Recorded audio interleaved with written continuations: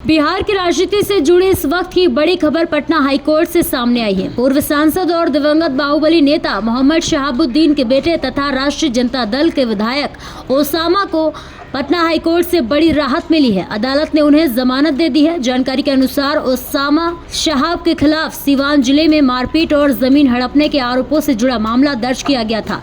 इसी मामले में दायर जमानत याचिका पर सुनवाई करते हुए पटना हाईकोर्ट के न्यायमूर्ति करीम रजा की पीठ ने उन्हें जमानत देने का आदेश दिया है। ओसामा की ओर से पैरवी कर रहे अधिवक्ता नरेश दीक्षित ने मीडिया को बताया है कि हाईकोर्ट ने मामले के तथ्यों पर सुनवाई के बाद जमानत मंजूर कर ली है। इसके साथ ही उन्होंने और क्या कुछ कहा, देखिए पटना से हमारे संवाददाता आशुतोष की रिपोर्ट। आशुतोष जी, ये जो ओसामा जी का मामला था बेसिकली जमीन को खरीद फरोख्त के लिए था।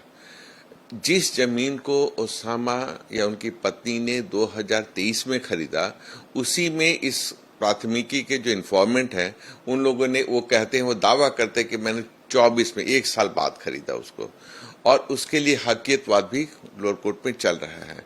हमने कोर्ट में यही दलील दी कि ओसामा तो मौका वारदात पर थे भी नहीं जब ये कहती हैं कि 30 से 40 गुंडे आए, उन्होंने हमको धमकी दी और बल प्रयोग किया। वो उसमें ओसामा थे ही नहीं। एडमिटेडली वो कहती हैं कि ओसामा ने काम बंद करने के लिए, कंस्ट्रक्शन को रोकने के लिए फोन पर बोला। इसको धमकी भी नहीं कहा जा सकता है। और ये सिविल डिस्प्यूट था, इसको इन्होंने क्रिमिनल कलर देने की कोशिश की।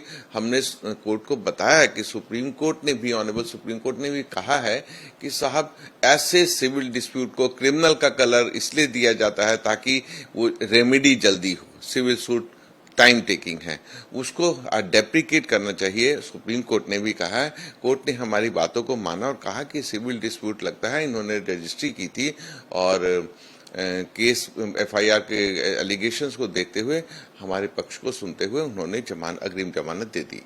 जी, मैंने ही केस को किया था। पहले जब सुनवाई हुई थी तो कोर्ट ने इसमें नो कोर्सिव एक्शन दिया था और केस डायरी की मांग की गई थी। आज पूरी केस डायरी आ गई थी, बट कहीं से कोई ऐसा मटेरियल नहीं था कि हमने वहां मौका वारदात पे, प्लेस ऑफ ऑकरेंस पे जाके कोई हरकत की हो।